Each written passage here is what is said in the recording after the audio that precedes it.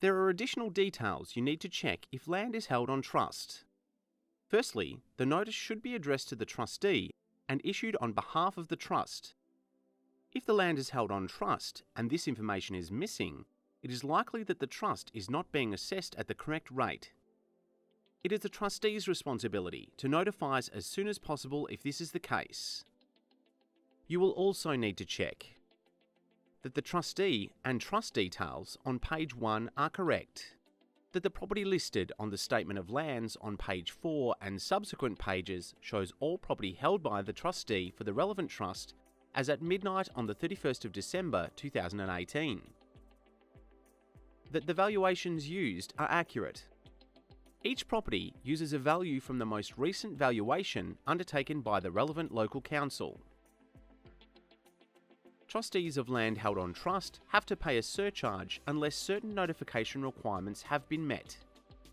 More information about these requirements is at sro.vic.gov.au/land tax trusts.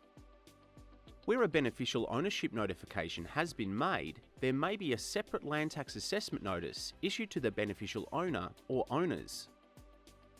A beneficial owner's assessment lists any property that an individual owns on their own, as well as their beneficially held property. The property held on trust is listed underneath the individually held property and indicates the percentage share held, if applicable.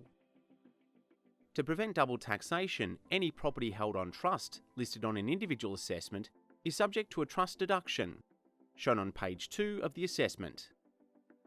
More information about how we assess land held on trust is at sro.vic.gov.au/land tax trusts.